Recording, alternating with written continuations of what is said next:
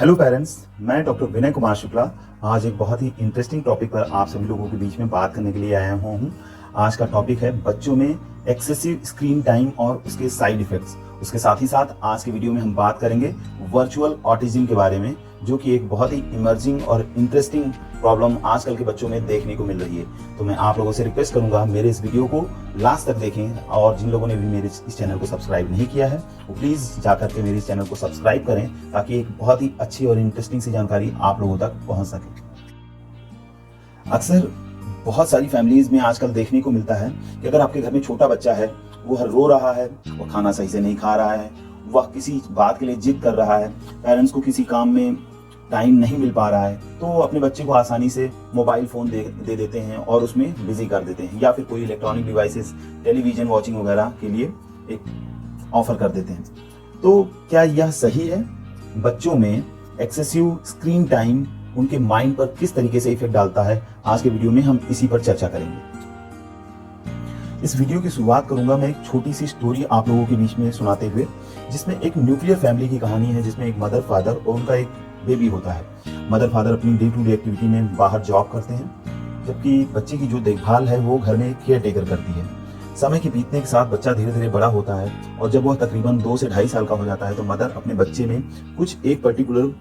Changes notice करती है। वह देखती है कि उसका बच्चा केवल अपने में ही गुमसुम रहता है। दूसरे बच्चे, जो उसकी उम्र के दूसरे बच्चे हैं, वो जब खेल रहे होते हैं तो वह बच्चा उनके साथ बिल्कुल भी इंटरेक्ट नहीं करता है। वह बच्चा जब बुलाइए तो रिस्पॉन्स ही नहीं करता है, आई कांटेक्ट ही नहीं कर रहा होता है। और मदर ने यह भी नोटिस किया कि 2 से 2.5 साल तक जो बच्चे दूसरे उसकी उम्र के दूसरे बच्चे जो सही ढंग से बोल पा रहे हैं, लेकिन उसका बच्चा सही ढंग से बोल नहीं पा रहा है। इस प्रॉब्लम के साथ उन्होंने हमसे कंसल्ट किया, तो मैंने बच्चे की जो पूरी रूटीन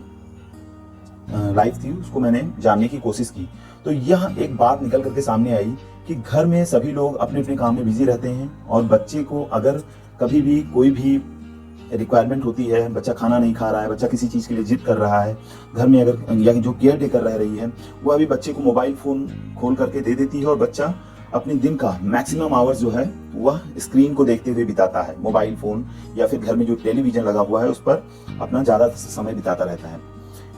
चीज़ों को देख करके और समझ करके ऐसा मेरे अनुमान से समझ में आया कि बच्चे में जो ये लक्षण मैंने बताए कि बच्चा बात को अनसुना कर दे रहा है, बच्चे में स्पीच जो है वो काफ़ी डिलेड आ रही है या डेवलप नहीं हो पा रही है, बच्चा जो है वो अपने में ही बिजी रह रहा होता है, दूसरे बच्चों के साथ इंटरेक्ट नहीं कर रहा है, नाम पुकारने पे रिस्पॉन्स नहीं करता है या नजरें नहीं मिला रहा है। कुछ बच्चों में ऐसा भी देखने को मिलता है कि वो बहुत ही ज़्यादा हाइपर एक्टिव हो जाते हैं, बहुत ही ज़्यादा चिड़चिड़े रह रहे होते हैं। तो यह सभी लक्षण जो हैं वो बच्चे में ऑटिज्म की समस्या से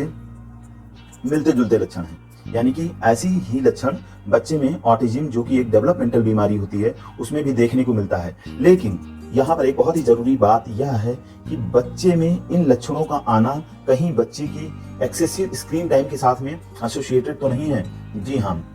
इस बच्चे के साथ भी बिल्कुल ऐसा ही हो रहा था। एक्सेसिव स्क्रीन टाइम की वजह से बच्चे के माइंड पर निगेटिव इफेक्ट्स देखने को मिल रहे थे, और ये ऑटिज्म लाइक फीचर्स जो हैं वो बच्चे में दिखाई दे रहे थे। तो ऐसे बच्चों में जो लक्षण दिखाई दिए, इनको एक नई टर्मिनोलॉजी दी जा रही है, जिसको वर्चुअल ऑटिज्म कहा जा रहा है। तो आज के वीडियो में हम बात करेंगे वर्चुअल ऑटिज्म क्या है, इसके क्या क्या लक्षण होते हैं, और हमें अपने बच्चों को कितना स्क्रीन टाइम ऑफर करना चाहिए, और वर्चुअल ऑटिज्म से किस तरीके से बचा जा सकता है। तो चलिए वीडियो को शुरू करते हैं।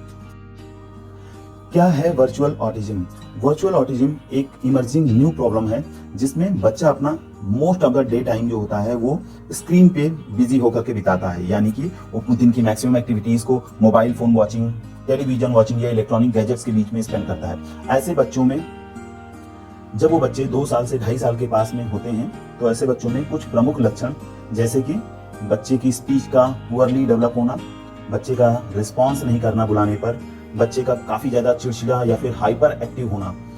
किसी भी बात को बार बार दोहराते रहना या एक ही तरीके की एक्टिविटी को बार बार करते रहना, अपना नाम पुकारने पे रिस्पॉन्स नहीं करना, तथा अपने उम्र के दूसरे बच्चों के साथ किसी भी प्लेफुल या जॉयफुल एक्टिविटी को एंजॉय नहीं करना। ऐसे प्रमुख लक्षण के साथ में अगर किसी बच्चे में ये देखा जाता है, तो हम कह सकते हैं कि इस बच्चे में ये जो लक्षण है ये वर्चुअल ऑटिज्म के लक्षण हो सकते हैं। क्यों होता है यह वर्चुअल ऑटिज्म बच्चों में, या आज के समय में इसकी बहुत सारी प्रॉब्लम्स क्यों देखने को मिल रही है? तो ऐसा कहा जाता है, ऐसी स्टडीज हो चुकी हैं कि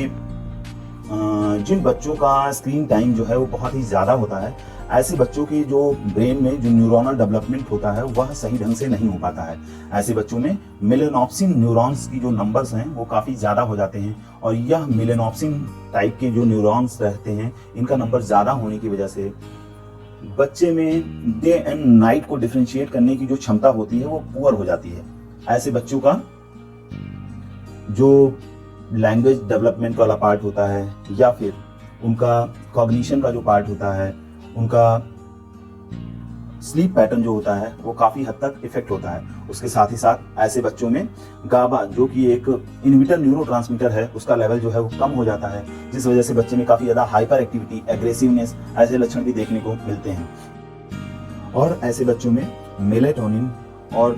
डोपामिन नाम के न्यूरोट्रांसमीटर का लेवल भी ब्रेन में कम हो जाता है, जिस वजह से ऐसे बच्चों का लैंग्वेज डेवलपमेंट जो होता है वह डिलेड होता है, और इसके साथ ही साथ उनकी स्लीप पैटर्न वगैरह पर भी काफी ज्यादा इफेक्ट पड़ता है। अब जानते हैं कि क्या आइडियल टाइम होता है, कितना हमें टीवी या फिर इलेक्ट्रॉनिक डिवाइस वॉचिंग बच्चों को ऑफर करना चाहिए। अमेरिकन एकेडमी ऑफ पीडियाट्रिक्स कहती है 2 साल से नीचे बच्चों में generally screen time should be 0, यानी कि अपने बच्चे को, अगर आपके घर में कोई छोटा बच्चा जो कि 2 साल से कम उम्र का है, तो उसको स्क्रीन टाइम रिकमेंडेड नहीं है। कोशिश करें कि ऐसे बच्चों को ज़्यादा electronic device, television watching, computer screen watching या मोबाइल स्क्रीन वगैरह ऑफर ना करें। 2 साल से 5 साल के बच्चों में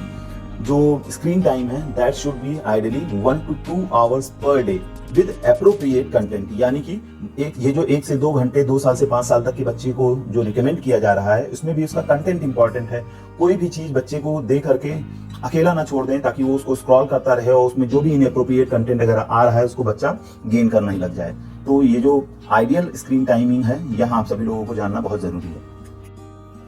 वर्चुअल ऑटिज्म की समस्या सबसे कॉमनली 2 साल से 5 साल तक के उम्र के बच्चों में देखने को मिलती है, लेकिन कभी कभी बच्चे जो कि 5 साल के ऊपर भी होते हैं उनमें भी ऐसे लक्षण प्रायः देखे जा सकते हैं। अभी रिसेंट में बच्चों पर हुई एक स्टडी के अनुसार यह अनुमान में लगाया गया है कि जिन बच्चों को जितना जल्दी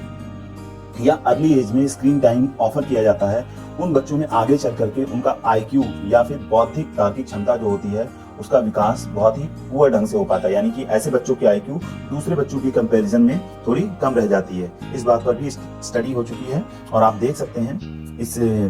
स्टडी की को मैं यहाँ पे कोट कर रहा हूँ, जिसमें इस बात को स्पष्ट भी किया गया है। इस स्टडी में यह भी बताया गया है कि जिन भी बच्चों का स्क्रीन टाइम का आवर लेस देन 3 आवर्स रहता है उन बच्चों में अधिकांशतः केवल लैंग्वेज डेवलपमेंटल डिले या फिर शॉर्ट अटेंशन स्पैन, यानी कि ऐसे बच्चों का जो अटेंशन स्पैन होता है वो बहुत ही शॉर्ट होता है। जबकि वहीं दूसरे ग्रुप में जो बच्चे रहे जिनका टेलीविजन वॉचिंग या फिर स्क्रीन टाइम 3 आवर्स या उससे ज्यादा रहा, उसमें इन दोनों बातों के साथ यानी speech delay, short attention span के साथ ही साथ में ऐसे बच्चों में हाइपर एक्टिविटी वगैरह के भी लक्षण जो है वो काफी ज्यादा देखने को मिले। अगर आपके भी घर में मेरे द्वारा बताए गए लक्षणों से मिलता जुलता कोई भी बच्चा अगर दिखाई देता है तो आपको जरूरी है कि आप अपने पीडियाट्रिशियन से तुरंत कंसल्ट करें और उसके बताए गए सजेशंस को फॉलो करते हुए आप अपने बच्चे की समस्या को सीरियस होने से रोक सकती हैं। वर्चुअल ऑटिज्म की जो समस्या है उसको रोका कैसे जाए, यानी कि अगर हमारे बच्चे में ऐसे लक्षण दिखाई दे रहे हैं तो हमको इनिशियल लेवल पे क्या चीजें करनी चाहिए कि समस्या को होने से रोका जा सके। तो इसके लिए कुछ मुख्य बातें जिसको मुख्य रूप से घर में रहने वाले जो पेरेंट्स हैं उनको समझना चाहिए और उसको फॉलो करते हुए वो इस समस्या को काफी हद तक कम कर सकते हैं। पहली सबसे जरूरी बात, 2 साल से छोटे बच्चों को इलेक्ट्रॉनिक गैजेट्स जितना कम से कम या ना के बराबर ऑफर करें। बच्चों को कोशिश करें कि वह आउटडोर एक्टिविटीज को ज्यादा एंजॉय करें, उनको घर के बाहर लेकर के जाएं, पार्क में उनको खेलने दें और आउटडोर एक्टिविटीज को प्रमोट करें। दूसरी सबसे जरूरी बात, इस समस्या को कम करने का जो सबसे अच्छा मेथड है वो घर के ग्रैंड पेरेंट्स उसमें काफ़ी इंपॉर्टेंट रोल प्ले कर सकते हैं, क्योंकि ऐसा पाया गया है कि जो न्यूक्लियर फैमिलीज होती हैं उनमें यह प्रॉब्लम ज़्यादा देखने को मिलती है, वहीं ज्वाइंट फैमिलीज के बच्चों में यह समस्या कम देखने को मिलती है, क्योंकि जो ग्रैंड पेरेंट्स होते हैं वो बच्चे के साथ इवॉल्व होकर के, बच्चे के साथ इंटरेक्ट करके उसके टाइम को एक हेल्दी वे में स्पेंड करने में हेल्प कर सकते हैं, जो कि बच्चे को स्क्रीन टाइम की ओर अट्रैक्ट होने में कम अट्रैक्ट करेगा। माता पिता को चाहिए कि बच्चों के लिए समय निकालें और जो भी समय मिलता है उसमें बच्चे के साथ वह खेलें, बच्चे के साथ टाइम स्पेंड करें। अपने बच्चे को अननेसेसरी प्रेशराइज ना करें, किसी भी चीज के लिए अननेसेसरी प्रेशराइज ना करें। कोशिश यह करें कि बच्चे और पेरेंट्स के बीच में एक हेल्दी कम्युनिकेशन स्किल होनी चाहिए, ताकि बच्चा अपनी मन की सारी बातों को अपने पेरेंट्स से कह सके। इस तरीके से उसके माइंड में जो भी निगेटिव या पॉजिटिव थॉट्स होंगे वह खुल करके अपने पेरेंट्स से शेयर करेगा और आप उसको शॉर्ट आउट करके उसकी हेल्प कर सकते हैं। घर के बड़े लोगों को भी चाहिए कि वह अपने छोटे बच्चों के सामने मोबाइल फोन या इलेक्ट्रॉनिक गैजेट्स का इस्तेमाल कम से कम करें, क्योंकि ये सारी सराउंडिंग की एक्टिविटीज बच्चे को निगेटिवली प्रोवोक करती हैं कि वह भी इन चीजों में इंटरेस्ट शो करने लग जाता है। इनडोर एक्टिविटीज के लिए बच्चों को कुछ सेंसरी टॉयज, स्ट्रेस बॉल्स, ऐसे जो गेम्स आते हैं उनको दें, जिसमें अपने को बिजी करके बच्चा स्क्रीन टाइम को कम कर सके, और ऐसे टॉयज से बच्चे के ब्रेन डेवलपमेंट पर भी पॉजिटिव इफेक्ट पड़ता है। बच्चों के साथ कॉम्पिटिटिव इवेंट्स में पार्टिसिपेट करें, उन्हें दूसरे बच्चों के साथ में खेलने के लिए प्रमोट करें, जिससे उनके अंदर एक सोशल इंटरेक्शन की जो भावना है, जो सोशल इंटरेक्शन है, वह अच्छे से डेवलप हो सके। वहीं जब अगर आपके घर में कोई भी बच्चा अच्छा परफॉर्मेंस करता है तो उसको रिवॉर्ड करें, उसको पॉजिटिवली इन्फोर्स करें, इनकरेज करें, जिससे बच्चा अच्छे काम को करने के लिए और ज़्यादा प्रवोक हो। और एक बहुत ही ज़रूरी बात, अपने बच्चों को कभी दूसरे बच्चों के साथ में कंपेयर ना करें। सभी बच्चों की स्किल, सभी बच्चों की आईक्यू अलग अलग होती है। कौन सा बच्चा किस तरीके का परफॉर्म करता है, उसका प्रेशर अपने बच्चे के ऊपर ना डालें। आपका बच्चा जिस तरीके से भी रह रहा है, जो भी चीज़ें अच्छी करें उसको प्रमोट करें, वहीं निगेटिव चीज़ों के करने पर उसको दूसरे वे में आप प्रमोट करें, ना कि उसको डिस्करेज करें, जिससे उसके माइंड पर निगेटिव इफेक्ट ना पड़े। आशा करता हूं आपको आज दी गई जानकारी काफ़ी अच्छी लगी होगी। तो अगर आपको आज की जानकारी अच्छी लगी हो तो मेरे इस वीडियो को प्लीज़ लाइक करें, शेयर करें तथा सब्सक्राइब करें। कोशिश करें कि यह वीडियो उन सभी पेरेंट्स तक पहुंचे जिनके बच्चे ऐसी परेशानी से जूझ रहे हैं। बहुत बहुत धन्यवाद।